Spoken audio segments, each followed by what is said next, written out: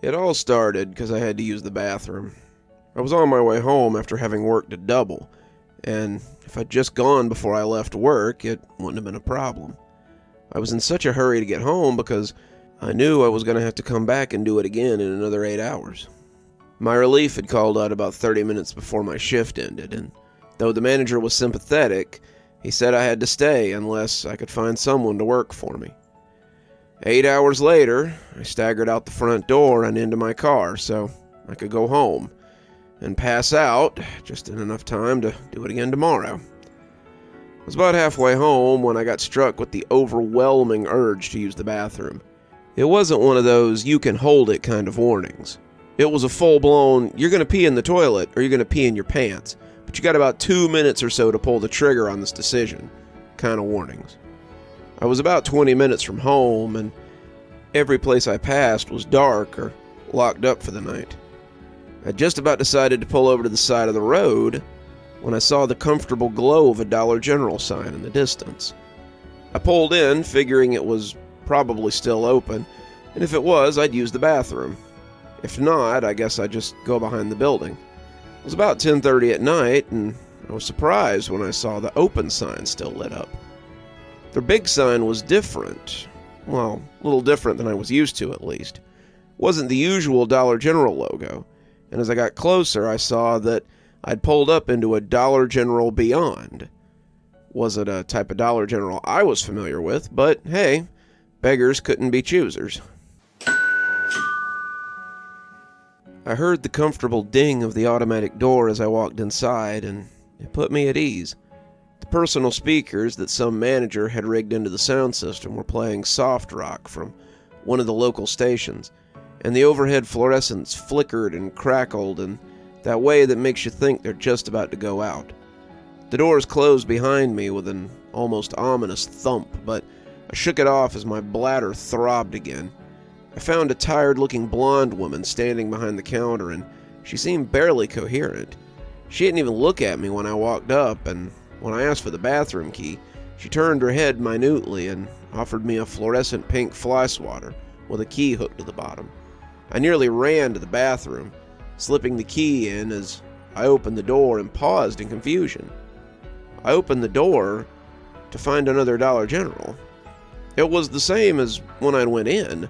Same stagnant soft rock playing over the speakers, same fluorescent buzzing overhead, same tired salt and pepper flake linoleum that scuffed underfoot.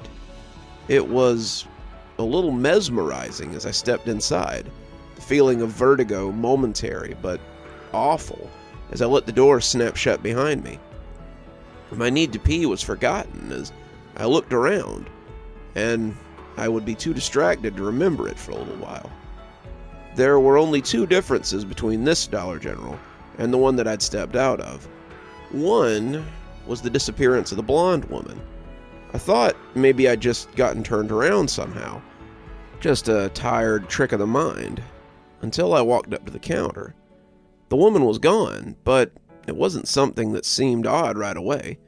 She'd probably gone into the office to count the drawers down so she could go home, and I rang the bell on the desk as I called for help.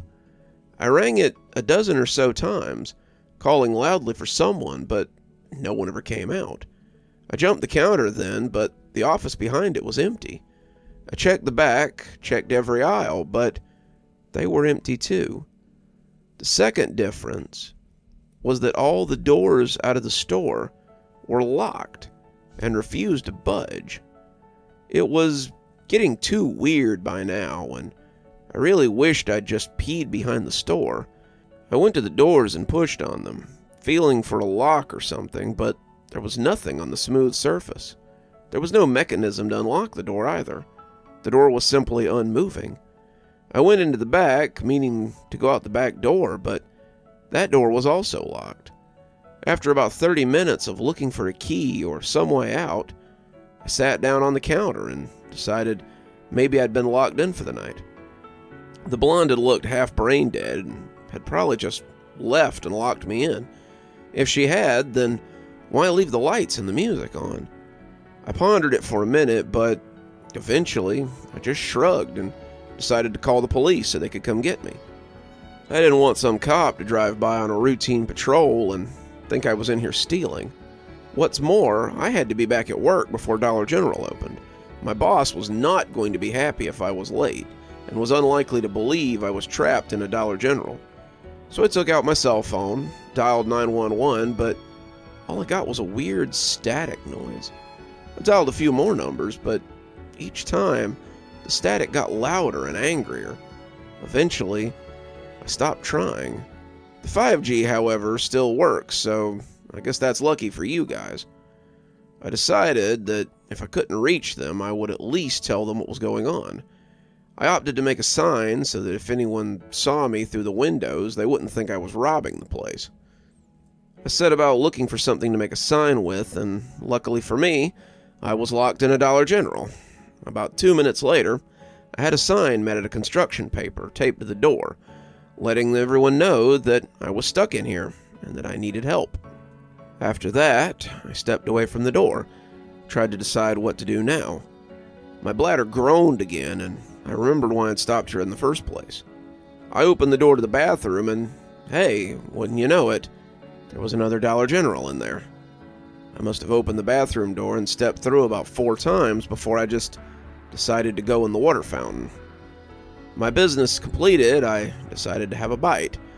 I walked around, finding some cold sandwiches and chips, a soda, a little ice cream, and I took it to the front.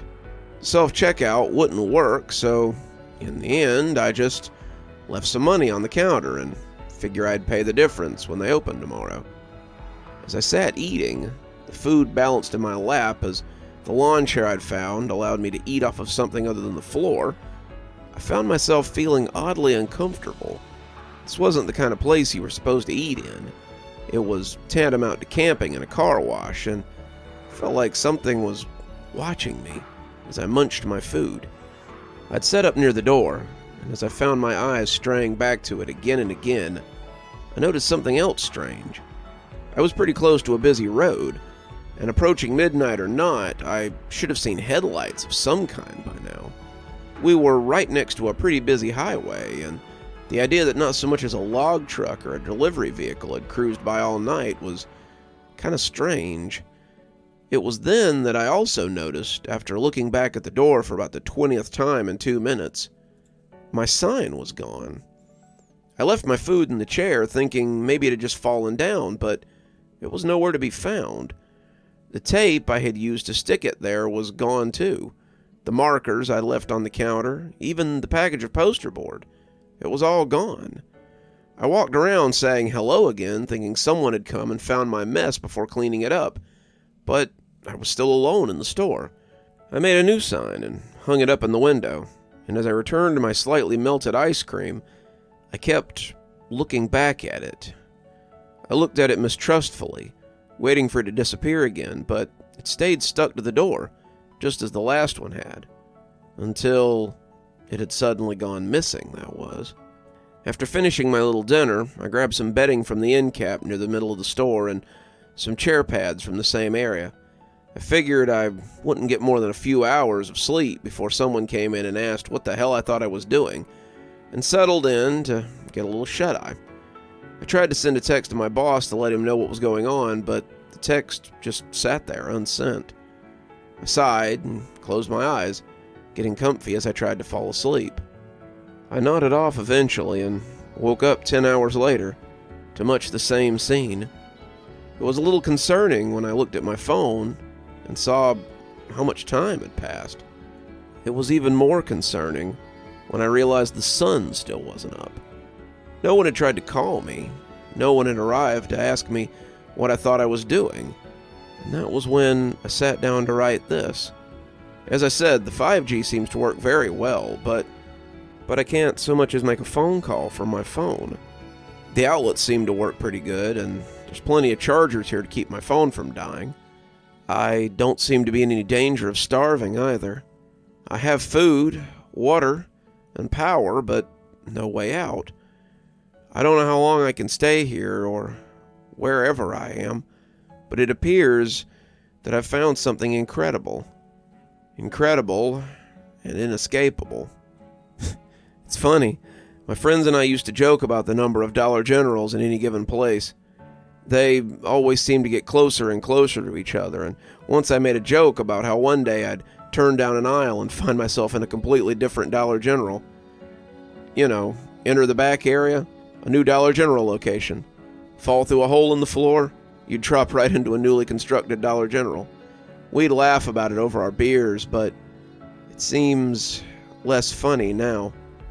I'll keep you all posted. I suppose this would count as my first day in the Dollar General Beyond, but I'll let you know if I discover anything new. If you come across one, I can't stress enough to avoid the Dollar General Beyond at all cost. If you do go inside one, for God's sake, don't go into the bathroom. There are forces at work here that I don't think anybody understands.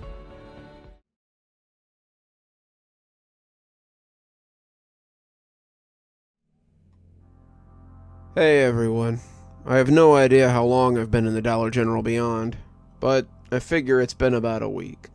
I've been keeping notes in my journal. It's the purple one with the glitter cover, if you must know, so I could update you guys on what I've learned about this place. It isn't a lot. I'm still getting used to the DGB, but I have made a few little discoveries. First, let me answer some of your burning questions. For starters, yes, all my social media works, but most of my friends seem to think that I'm having a go at them. The ones who call the police for me message me back to tell me to stop messing around. I've had my account seized on Facebook because they think I've been hacked, but Reddit still seems to work pretty well. Some of you have brought up the bathroom situation. I mostly pee down the sink in the back, but for number twos, I've set up a bucket with a bag in it. I've been putting the bags in the manager's office and just kinda don't go in there. The doors do not open, and the glass will not break, as I'll explain later. Keep them coming though, guys. I'll answer some more the next time I'm on.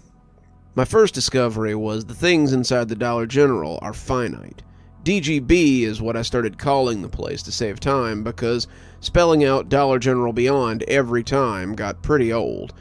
The stuff that's here doesn't seem to spoil, at least none of the packages have dates on them, but they do run out.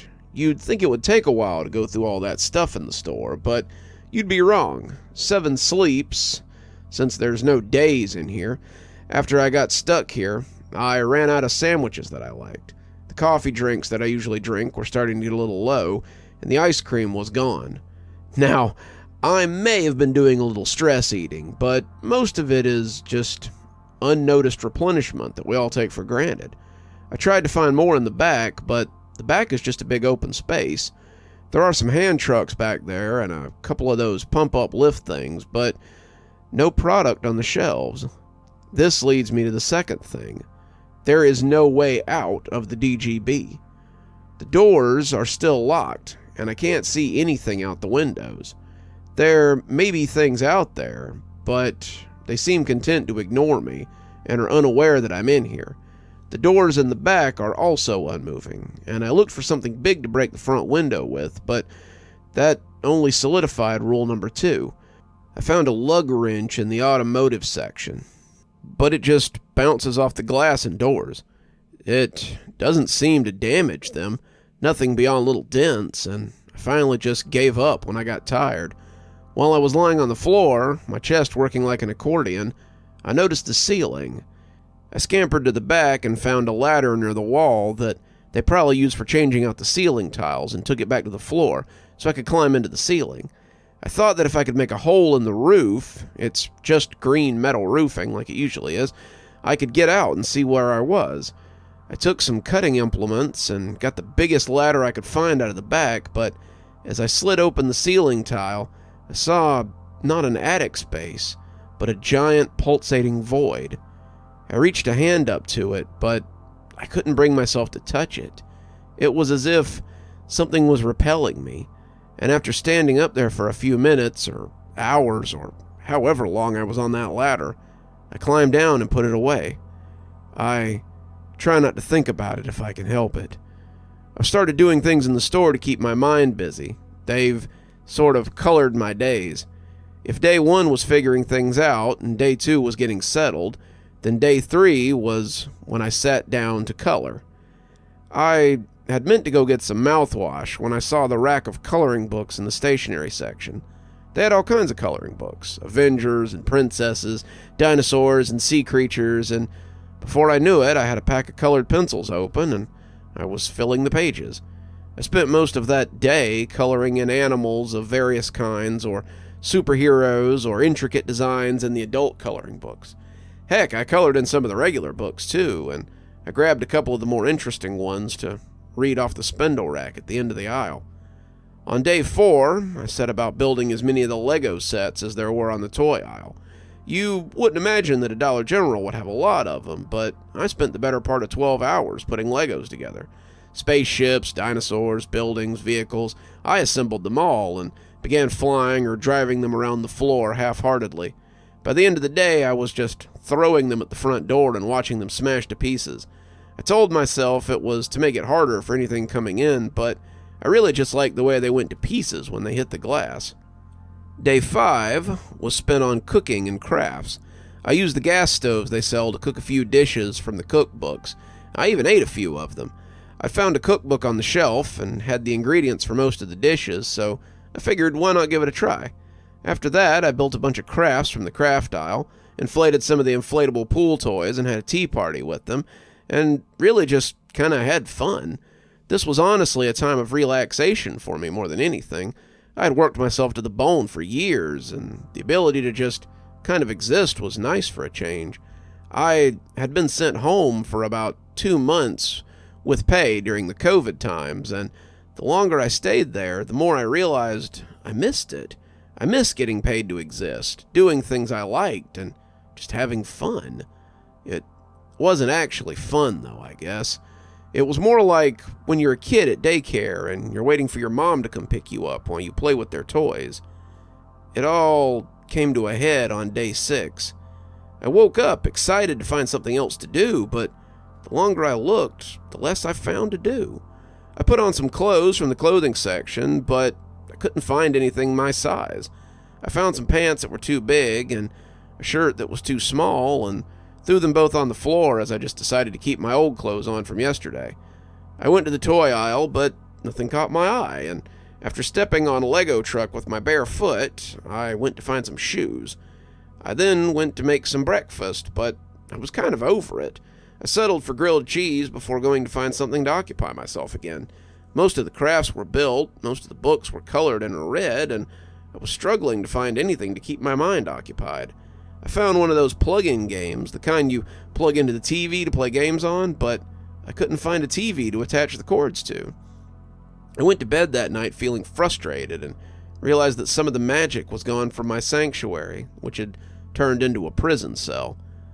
Then, on day 7, okay, this sounds a little childish, but I got fed up and went around wrecking things. It started with something small.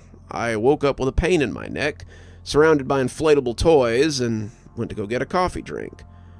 I stank. I could smell myself after not having showered in 5 days, and I decided I might try to set up a camp shower.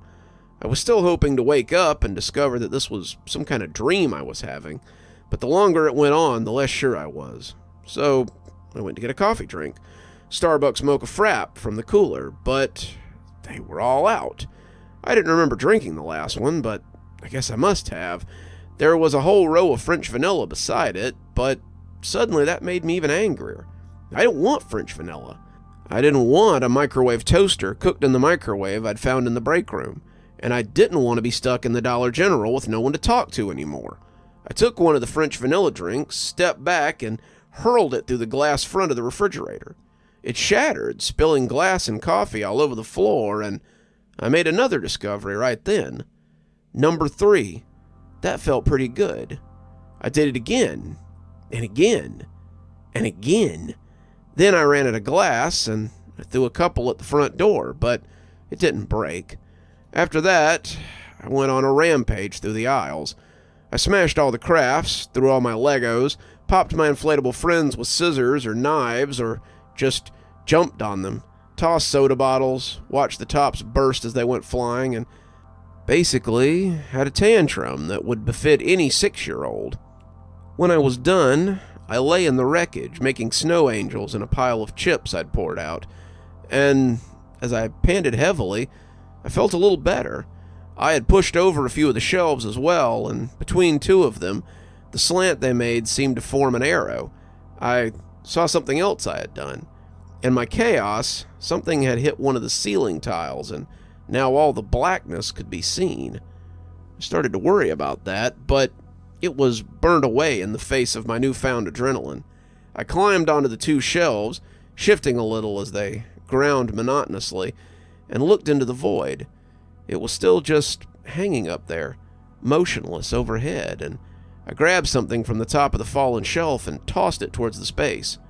I didn't write down what it was, but I guess it doesn't matter because it never came out of that space again.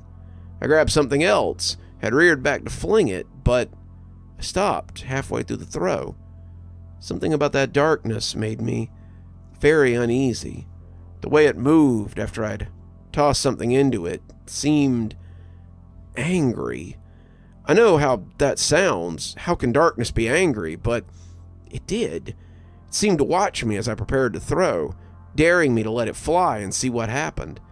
I let whatever it was fall to the ground and went down to get ready for bed.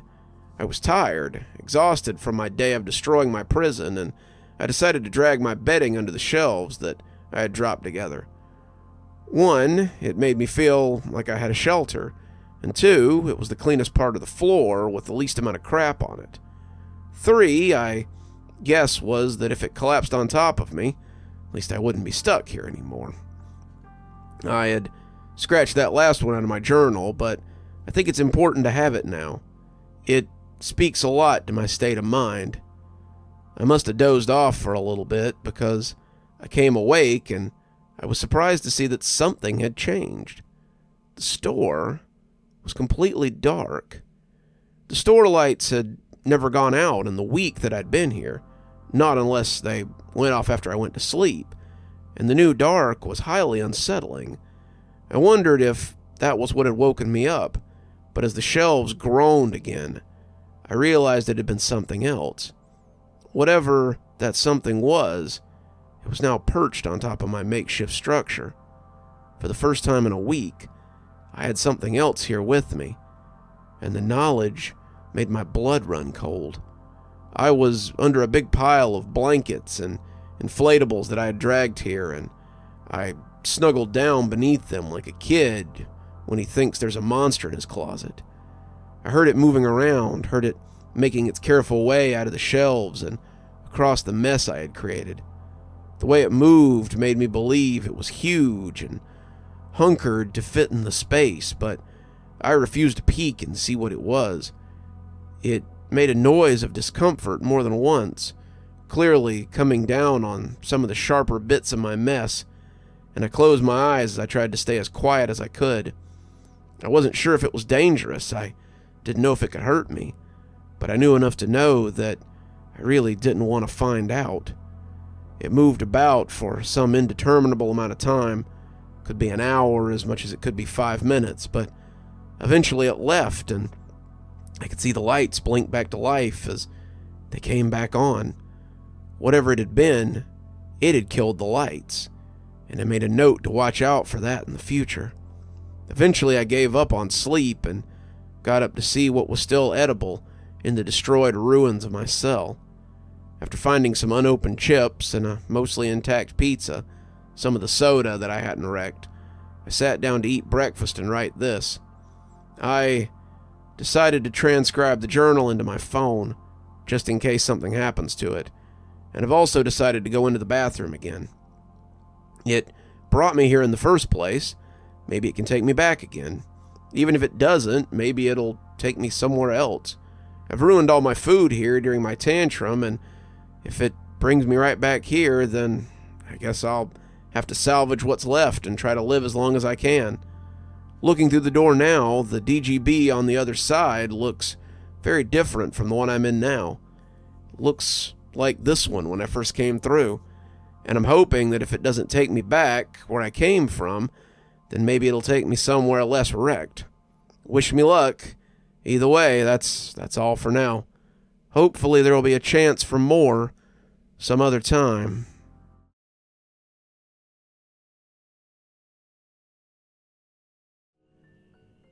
Hey there, everyone. It's me again.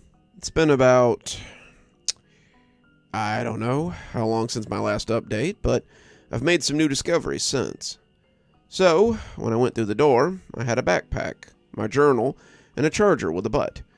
I was wearing a fresh pair of basketball shorts, some flip-flops, and a shirt with some sports team or another on it. I had also stuck a few undestroyed bits of food in the backpack as I passed within the room, and I closed my eyes and prayed that I would come out in my world.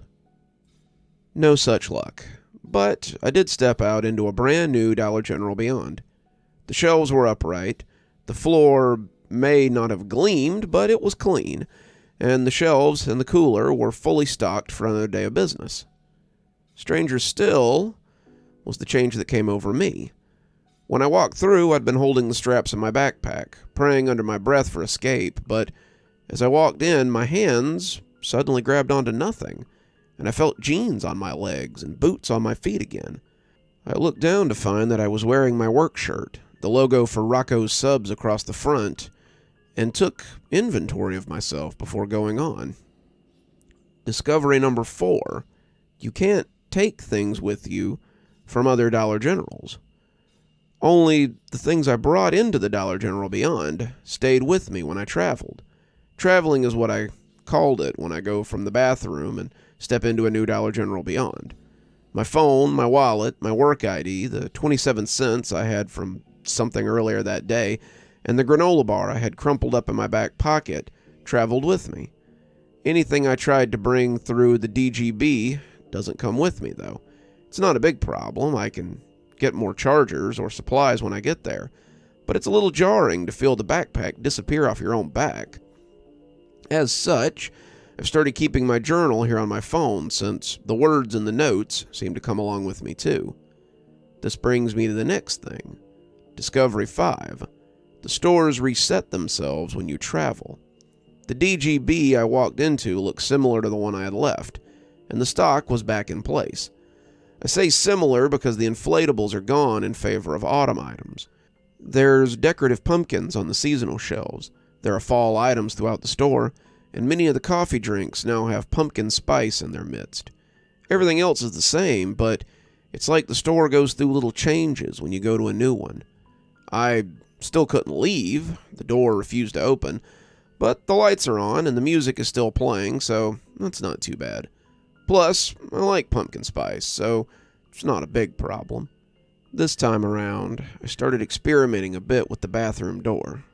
I now realize that the sign I made on the first night hadn't just gone away. When I passed back through the bathroom door, I had gone into a new DGB, and the sign hadn't existed there yet. I didn't bother to put one up this time, not really wanting to attract the attention of whatever might be out there anyway. I took note of my food, deciding how much I'd have before I had to move again, and I figured I had about 2 months of food, as long as I didn't go buck wild. I found some bedding and made myself a little bed area. That's when I set to experimenting. I started by throwing things through the door.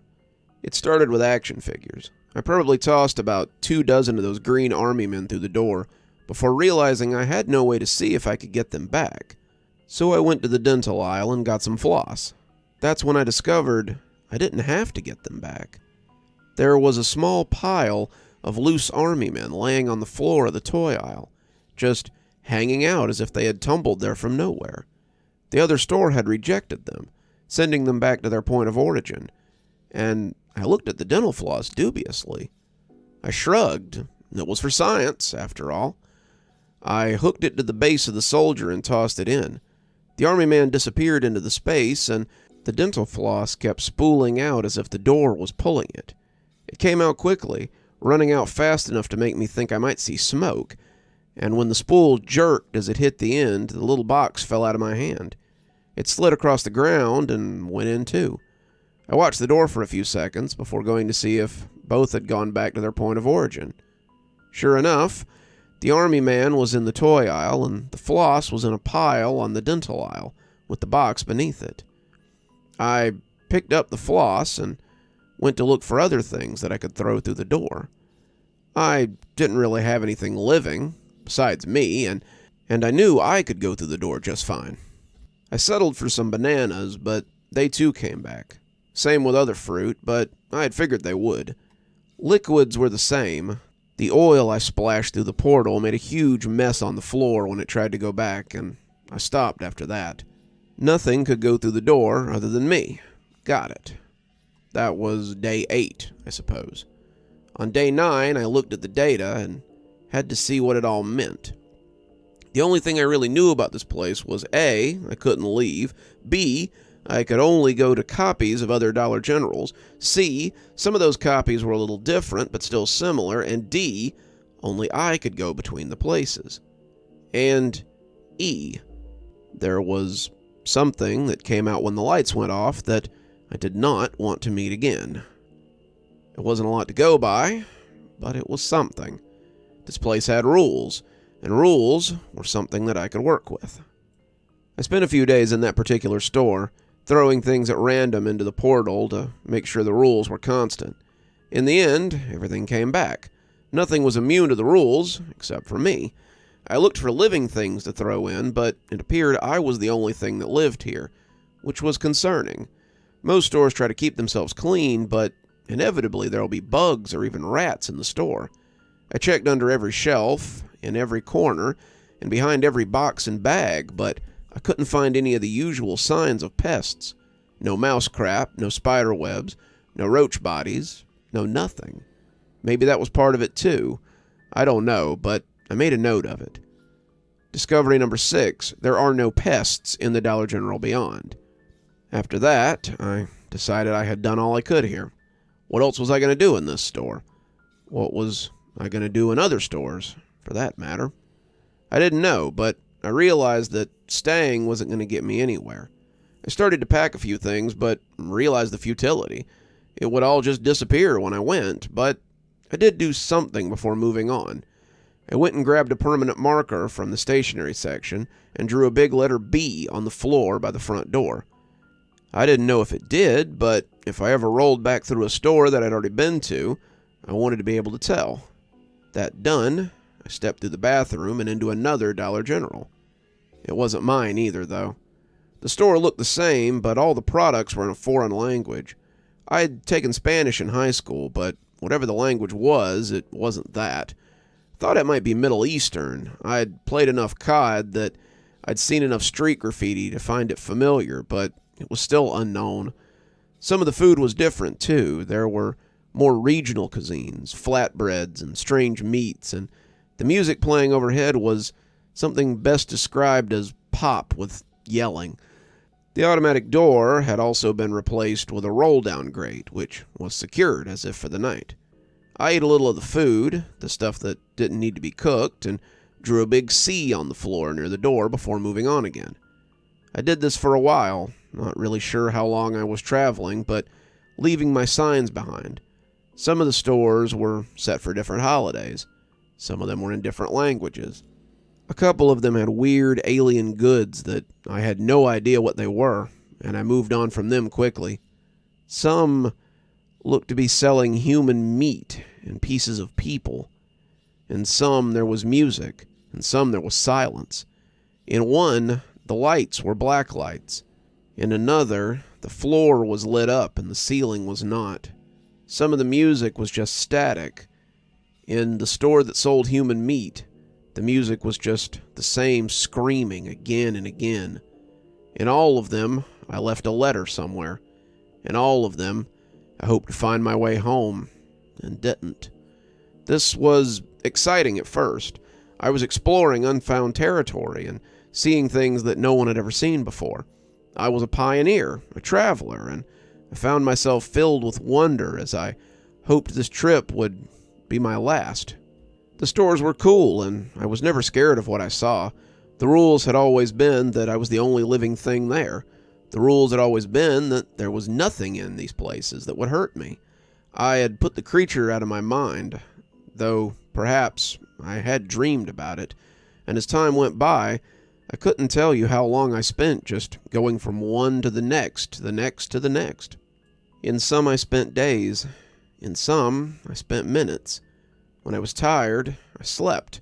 When I was hungry, I ate.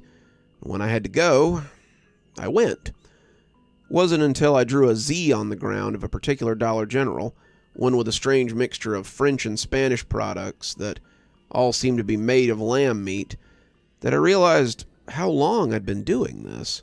This was the 26th store that I'd been to.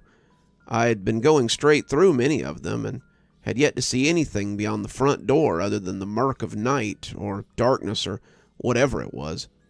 I hadn't found anyone else either, and that was beginning to worry me. I also hadn't run back over any of the letters, which was less worrisome, since it meant there might be an end to these stores. I found I'd been looking at the Z on the floor for several minutes, before shaking it off and heading back to the bathroom. Nothing to do now but carry on. It would be another 7 stores before my ideas of being alone were challenged. The letters had replaced my days by then. I could have no more told you how long I'd been here than I could have told you who the King of Spain was. I had been leaving double letters after the Z, but I figured that at some point I would have to leave triple and quadruple. I tried to sleep as little as possible, keeping moving until I had to stop. I was yawning as I went into the store that I was already thinking of as FF, and I walked into a familiar scene, though I knew it wasn't the place I'd thought it was. The store was wrecked, and it was the first one I'd seen out of order since the store I had left behind. I wondered if I'd come full circle, but one look at the shelves was enough to tell me that I hadn't done this. All the food was labeled in a strange language that I had no clue how to read, and the doors looked like an elevator, the metal doors firmly closed. As I moved about the store, I felt like something was watching me, and I found myself turning quickly as I tried to catch sight of it. It was the first movement I'd seen outside of my own as I walked past a mirror. It made me paranoid to feel something watching me, and I made a meandering path towards the automotive so I could find something to swing at it if it came after me. The lights in the back hung down from broken chains, and as they flickered, I saw what I was after. The 4-way lug wasn't a perfect weapon, but as the careful, furtive movements I'd been seeing suddenly turned into a wild and stunted charge, I gripped it tightly. I turned suddenly, smashing it into whatever was coming after me, but as I lifted it to swing again, I felt my fingers grow weak. It was a person. It was a human. At least I thought it was. He was an old man, shirtless and hunched, and his skin looked tight as it clung to his ribs. He had clearly not been eating enough, and he lifted his stick-thin arms as he tried to defend himself from me. However long he had been here, he had lost his ability to speak in something recognizable. He sputtered and chirped, making something like animal noises as he held his bleeding head and moaned in pain. I didn't wait for him to get his wits about him. I dropped the wrench and took off, sprinting for the bathroom as I leapt through the door and into a new Dollar General beyond. This one had flowers and Mother's Day decorations festooning every end cap, but all I could do was lay down and pull my knees to my chest. I had seen another person. I had attacked the only other person I had found. Well, technically he had tried to attack me first, but I was still coming to terms with what I had done as I tried to get myself together. The food here was normal, and as I ate, I pinned this addition to my journal. The notes here are all I have to prove that I'm not going crazy. It seems there are others here. They don't seem very friendly, though. I've already marked this store as GG, and I am preparing to take a rest for a little while before proceeding on. I don't know what else I'll find out there, but I still remain hopeful that I'll find a way out. I'll keep you posted. Pray for me. I still hope to come out of this alive.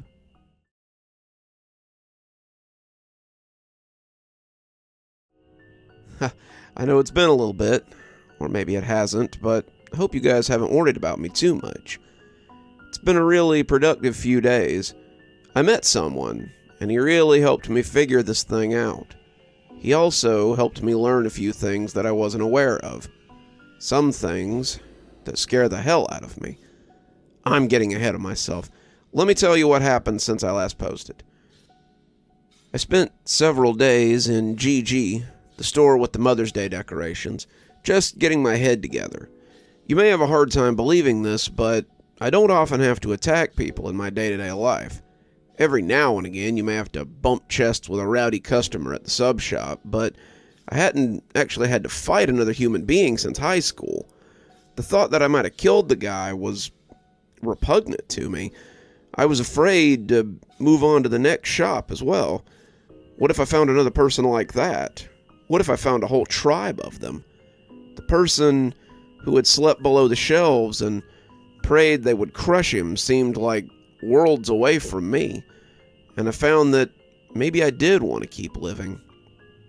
After a few days of eating and feeling sorry for myself, I collected up the things that would come with me and stepped through the bathroom door again.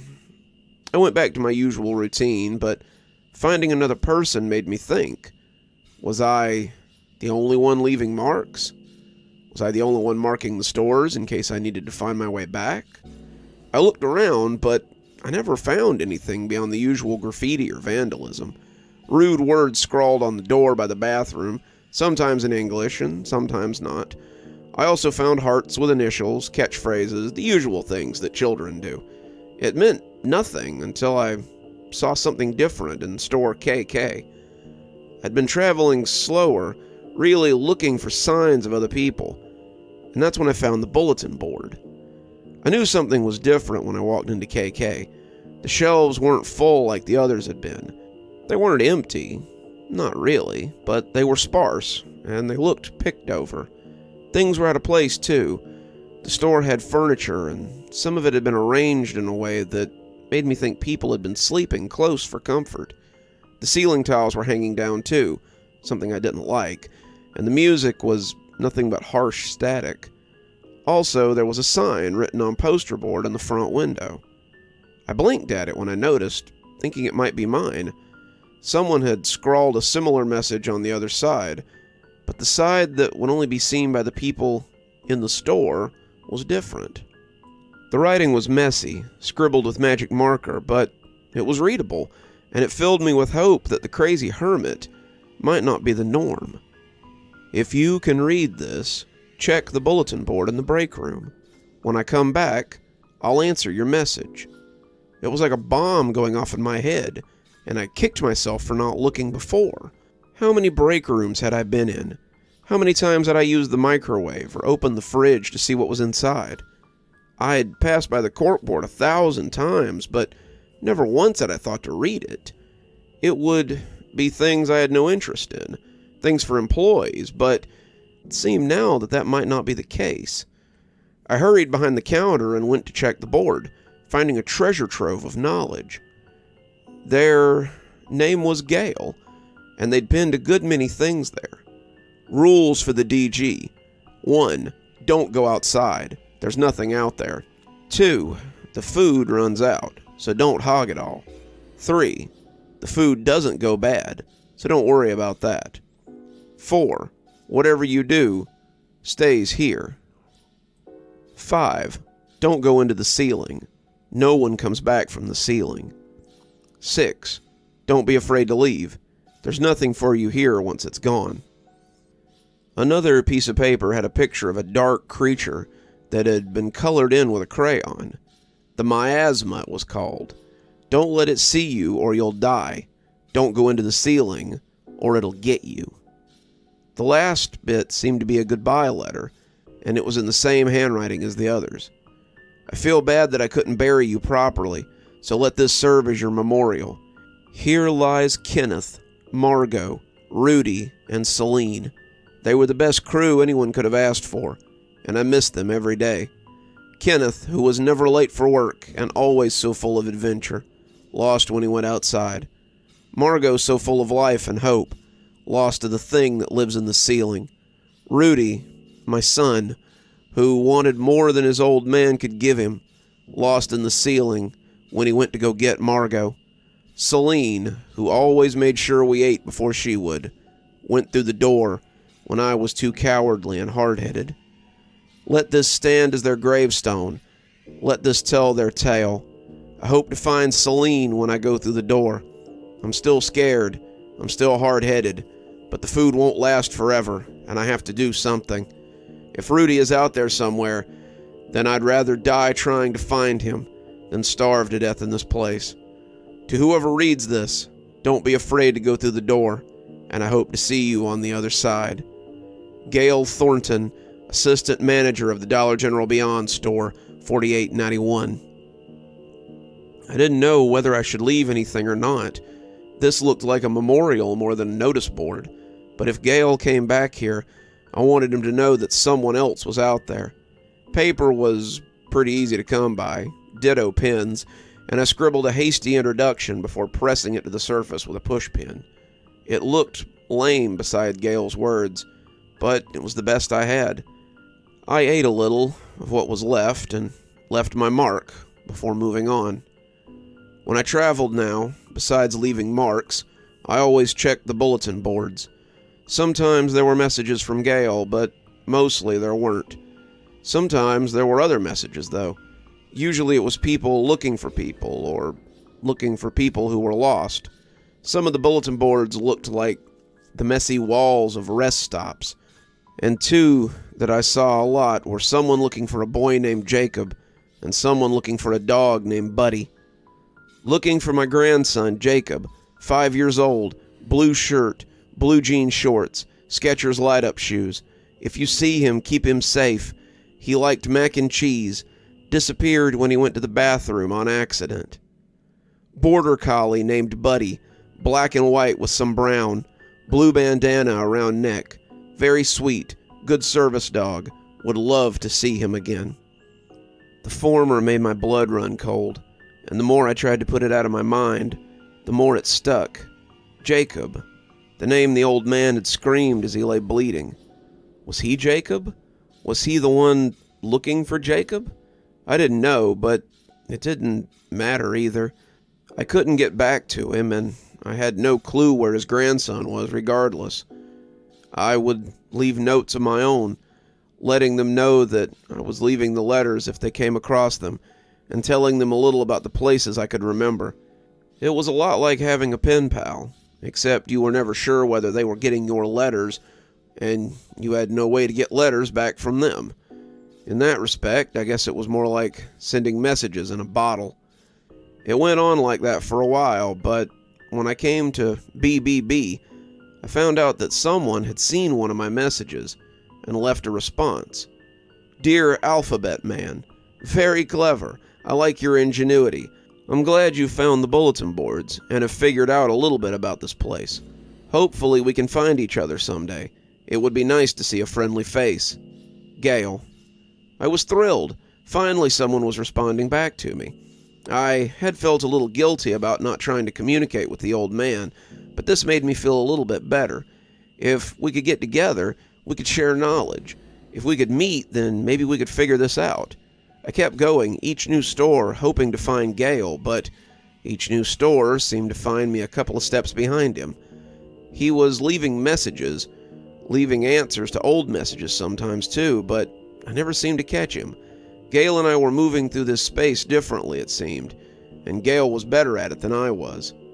Gail, I came to believe, could move backwards as well as forwards. 2 Alphabet Man. Saw your mark, the one labeled K. Be careful if you find yourself there again. Sometimes there are shadows there that like people a little too much. Gail. 2 Alphabet Man. I thought I had gone to the hermit store for a minute, but I see this may be where you began your journey. Try not to destroy any more of them. They aren't as infinite as you might believe. Gail. To the Alphabet Man. I found your stovetop in a place called SS. Hope the eggs were good, and thanks for leaving me some. Gail. This went on for 3 or 4 more trips before I found the message I was looking for.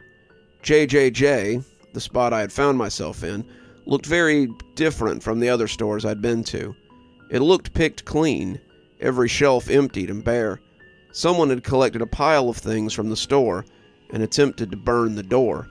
It smelled like they'd used lighter fluid to start, and the ceiling tiles by the door had fallen as they charred and left a wide, gaping maw above. The door, however, was none the worse for wear. I skirted the edge of the ceiling hole and made my way towards the break room. I didn't expect to find anything, but I was surprised to find the break room still intact. On the board was a message written on the back of a charred newspaper. "Alphabet Man, I hate to leave you in a place like this, but if you keep your current path, you should be here in a couple of days.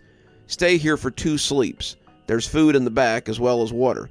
And if I haven't made it here by then, it means something has happened and you should move on. With any luck, we'll meet up in 2 days' time. Looking forward to seeing you. Gail." I read the message a few times, not sure if I wanted to stay here or not. This place was creepy, to be sure, but the chance to meet Gail was something that I couldn't pass up. I checked on the food he had mentioned and found several days' worth of water and non-perishable items that someone had stuck in the back. There was no sign of whoever had set the fire, and I hoped that I had the place to myself. I dragged some bedding and food to the break room, feeling that I'd rather hide in there than in the open, and settled in for the next couple of days. I kept the door to the break room closed, and if anyone moved out there, I didn't hear it the first night. I mostly rested the next day, glad for the opportunity to do so. I had been going straight for a long time, resting when I was ready to fall down, and it was nice to get a little downtime. I wished it was somewhere a little nicer, but even this place told me things I didn't know. The doors, it seemed, were very resilient, but that made me wonder about Gail's story. He said that Kenneth had gone out of those doors, and I wondered how such a thing was possible. The doors seemed unmovable, and the longer I thought about it, the more I couldn't wait to hear his story when he got here. As I settled in for the second night, though, I heard something groan from the main floor and huddled deeper under my blankets. It was the exact same sound I had heard as I lay under the shelves, and as I listened to it move through the bones of the store, I realized I'd trapped myself in my pursuit for safety. If it came in here after me, I'd have no way to escape. But if I could make it to the bathroom, I could escape and touch base with Gail some other time. He would understand, especially if this was the miasma, and I pushed the blankets away as I crept towards the door. I could hear it moving on the other side of the store, and as I opened the door, I prayed it wouldn't squeak. If it made a noise, it was unnoticed by the creature, and I prepared to make a break for it. I looked around the door frame, and I felt my ambition drain away as I caught sight of the creature, and I knew terror. It was huge, its shadowy form stooped over, and it looked like nothing I had ever seen. It was darkness, a living fog bank of midnight, and as my teeth threatened to clack, I glanced at the bathroom and tried to steel myself for a run. That's when I saw something that pushed my apprehension away and filled me with renewed drive. Over by the bathroom, peeking around the side of the alcove, was a person in a red vest with a salt and pepper crew cut. He saw me too, and as he nodded his head, telling me to come here, he tossed something towards the back of the store. The bottle burst with a loud pop, and the creature growled like a mudslide. It lunged towards the back, slamming into the back wall, and I took my chance and ran. It heard me then, turning its ponderous form as it tried to give chase, but I was out of reach. Gail grabbed my wrist as we lunged through the bathroom door, and the thing was mere inches behind us. As we lay outside the bathroom, the new Dollar General a pleasant sight after the burnt-out husk we'd come from, the man smiled and offered me a hand. "It's nice to meet you properly, Alphabet Man. I'm Gail, but I suspect you already figured that out."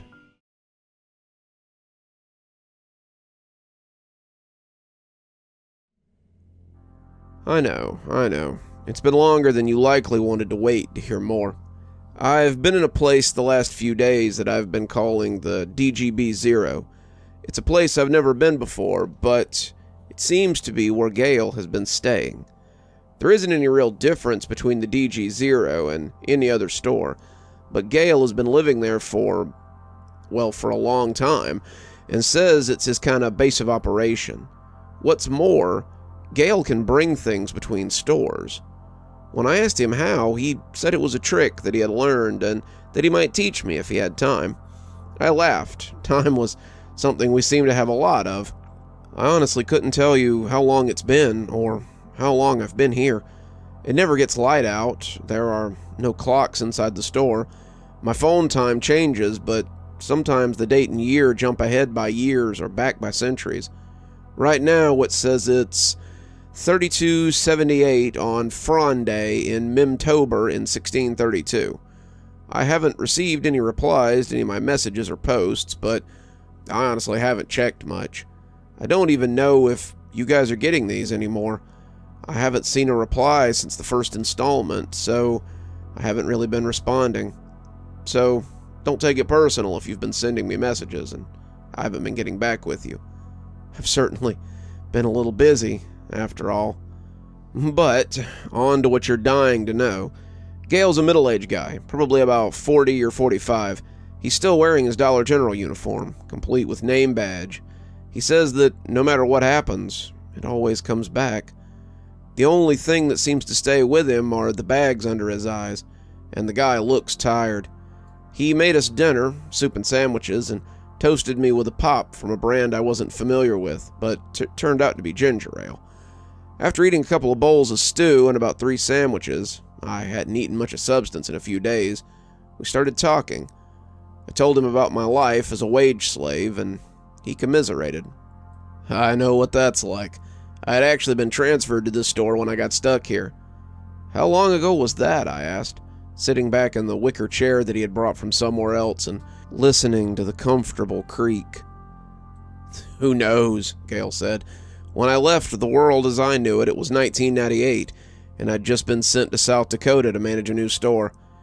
It's more pay, and you can pick your own crew, my boss had said, and I was glad for the money. My ex-wife had just petitioned for more child support, the 3rd time in as many years, and I was just trying to keep myself fed and in a bed and my head above water, he said with a laugh as he took a sip from the green can that it called itself CO-Firm. So, I left Scottsdale, where I'd been managing one of the few remaining J.L. Turner & Sons, and after looking through some applications, I decided that I liked the look of Kenneth, Celine, and Margot. Oh yeah, wait, I remember there was another name on that memorial. When did Rudy come along? Gail looked away then, and I tried not to notice as he teared up a little. Oh, how could I forget Rudy? I'd been working at the store for a few months when he called me. Rudy was a lot older than his sister, from my first marriage when I was barely more than a kid myself, and he had been managing his own store in Texas. The store, however, had been burned down suddenly one night, and he was wondering if my store had any positions. I know you're the manager, Dad, but I'll do stock work if I need to. The noise around here makes me think that the locals don't like me being here any more than they liked the store, and my apartment might go up in smoke next if I stay.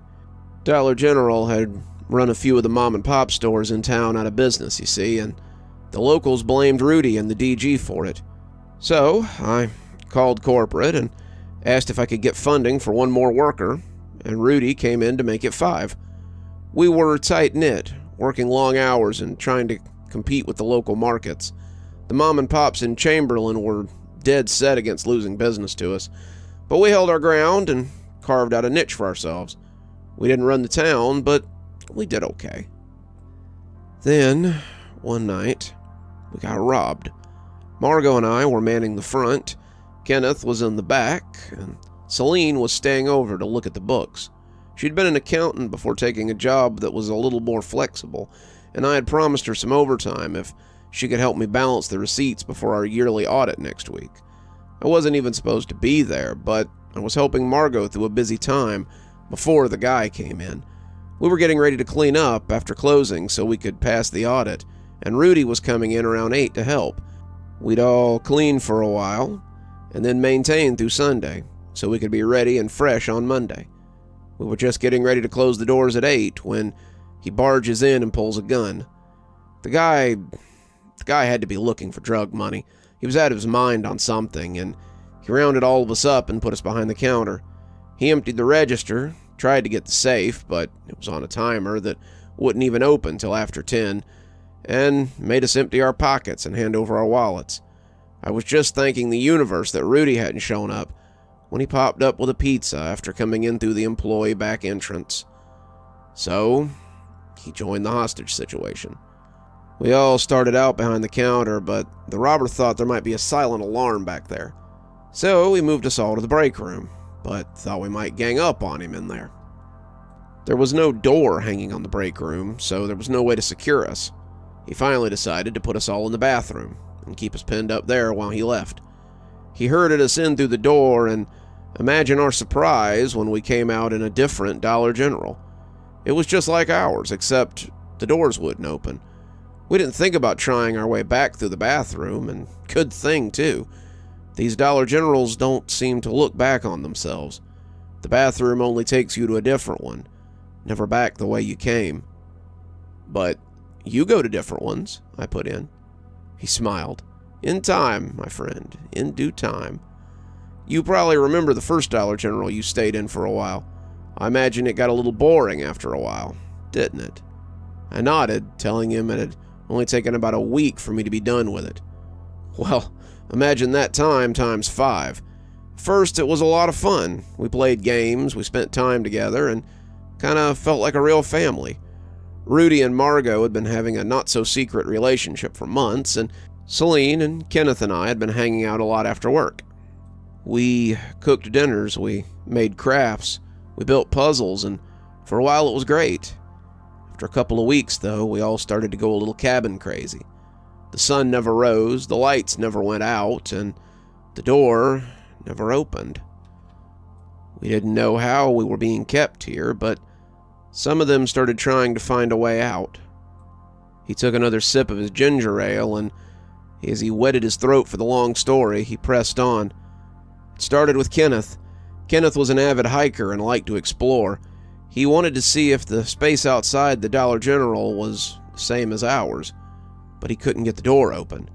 He pushed and pulled and tried to break the glass, tried to wedge the door open, but it was no use. He tried for 3 days to get outside, and on the 4th day, something unexpected happened. Something that showed the rest of us that we might not be as alone here as we'd thought. The door opened. Kenneth had been shoving at it for most of the day, trying to get the front doors open and failing miserably. He finally threw whatever he was using down like a child having a tantrum and kicked it half-heartedly with his foot. Then, to his astonishment, it opened as smoothly as it ever had. Outside was nothing but smooth darkness, like the waters of a deep lake by night. And when he took his first step, I told him not to. I felt like something out there was wrong, some place we weren't meant to go. But he was powerless to stop himself.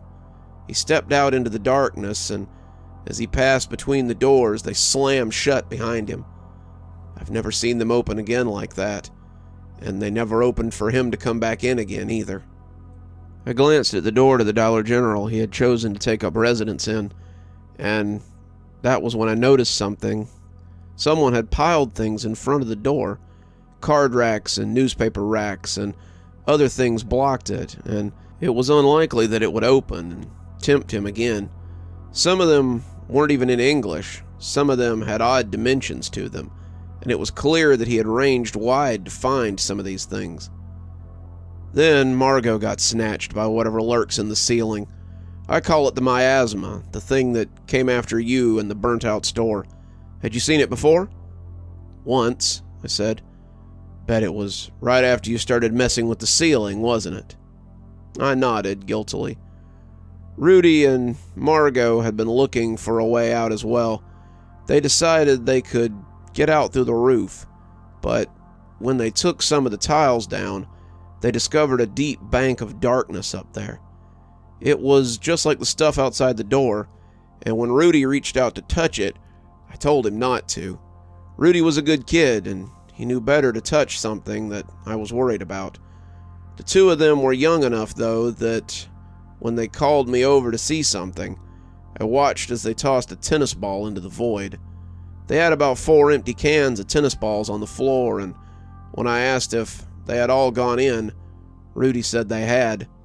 When I asked how many had come out, he told me none. I didn't think anything of it, and when he threw the cans up there, none of them came down either.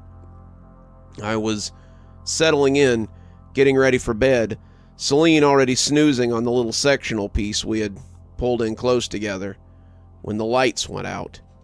This was alarming because the lights had never gone out before. The lights stayed on all the time, which was why it was hard to tell what time of the day it was and how long you had actually been here.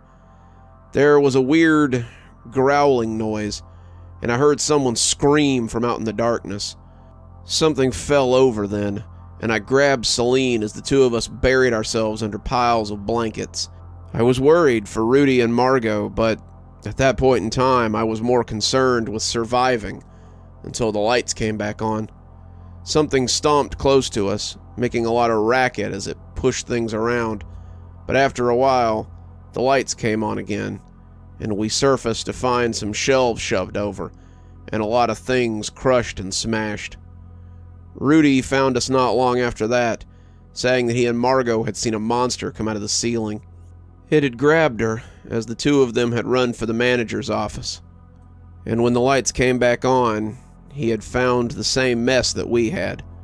When I asked him what it looked like, he said it was hard to tell with the lights off. He drew the picture you saw in the break room, and for a while, that was the best description we had of the miasma. Rudy was sullen for a few days, looking at the hole in the ceiling, but I told him to leave it be. It had clearly come out because we had messed with it, and if we left it alone, it would leave us alone. He wanted to go for Margot, said he thought if he went up there he might be able to find her, but I told him to forget about it.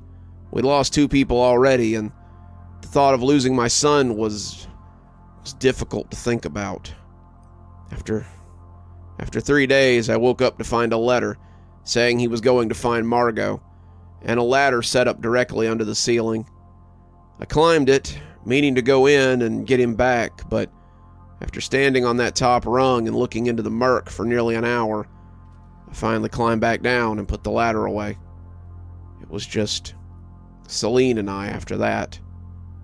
We sat in silence for a few minutes, lounging on the padded sectional pieces that I now questioned whether or not had been their sleeping arrangements. "I'm tired," he said, his voice hollow as he lay back. "Let's continue this after some shut-eye." He rolled away from me, facing the chocolate upholstery, but I doubted he slept. At some point I dozed off after trying to ignore his quiet sobbing, and woke up to find coffee, eggs, bacon, and toast. Figured you might want a nice hot breakfast after what we went through yesterday with that thing. Don't worry, it's all scavenged from stores like ours. None of that human meat or weird animal parts or anything. I hadn't thought of that, but it was certainly an interesting concept. As we ate, Gail finished his story. Celine went last, and she may not even be dead. I was distraught after Rudy, just sitting there and feeling sorry for myself. But Celine had been experimenting with the door that we had come through. She told me how she opened it to find another Dollar General beyond that, and when she threw things into it, they came back. I just sat, not taking any of it in, and then one day she came up to me and said she was leaving. I looked up to see that she was wearing a backpack and had put on a floppy garden hat. "Going?" I asked, not understanding. "Going where? Can't go anywhere. We're stuck here. The food's beginning to dwindle, even with just the 2 of us eating. It won't last much longer, and I don't intend to starve here. If that doorway took us here, then it can take us out again, maybe. Come with me. Even if we go somewhere else, it's got to be better than here. There might be food, or maybe Rudy or Margot, or anything. Maybe Kenneth's out there somewhere. I don't know. Either way, if we stay here, we're gonna die. Come with me. We can start over, somewhere else." I wanted to. I really did. But at that point, I was at my lowest. My family had abandoned me. My son had left me too, and now the last of my friends had deserted me. I turned away, saying nothing, and when she left, I just sat there. She never came back, at least not as far as I know, and I've never seen her in any of the other stores I've traveled to. I sat there for a long time, just stewing, but eventually I was down to canned goods and big jugs of water. When the water ran out, I drank from the fountain. When the canned goods ran out, however, I started looking at that door, too. There was food on the other side. I could see it. Without thinking about it, I just stepped through one day. It was brand new Dollar General, fully stocked with food and set up for Christmas, and that was how it all started. I never stayed long in any store after that. I just kept moving, hoping I would find Celine or Rudy or anyone.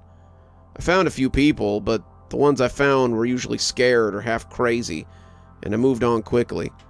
One fella, an old guy in a half-destroyed store, stabbed me with pruning shears as I went through his place. He pulled up his shirt then, and I gasped as I saw the spot he pointed to midway up his belly. I didn't see anything, though. Not a scar, not a red mark, nothing. It looked as fresh as new skin, and he laughed when I looked surprised. Luckily for me, it was close enough to the door that I could make it through, and that's when I made my biggest discovery. I fell through the door, grabbed at the shears so I didn't push them in deeper, and found they were gone. So was the wound. You've probably noticed that no matter how ragged your clothes get, they always repair themselves when you pass through the door, right? Well, it's the same with your body. Burns, cuts, stabs, they all heal when you go through the door. I've had all manner of things wrong with me, but a new store always means a new me. We sat there for a few minutes, each of us digesting something different, it seemed. Did you ever find Rudy or Margot or Kenneth? I finally asked, already guessing the answer. It was several minutes before he responded, and I wasn't sure that he would for a minute. Nah. They went beyond the Dollar General beyond. The store protects us, insulates us to a certain degree, but if we go beyond, then we're lost. I've watched the store change over the years. New items added, new layouts and concepts, but I've stayed the same.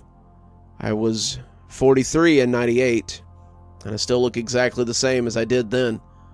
I haven't aged, and neither will you. The store traps us, keeps us like this, plays with us until it inevitably breaks us, and there's nothing we can do about it. He looked sad, but when he turned back, his smile had returned. But, he said, there are things we can do to make it harder for them to break us. Things I can show you. Gail promised to teach me what he knows, and I'm eager to learn. I've shared enough for now, though. Gail's asleep, and I can tell that the tapping of my phone keys is bothering him. I'll update you guys in a little bit. Till then, don't get stuck in the Dollar General beyond either, or we might have to come find you as well. Till next time.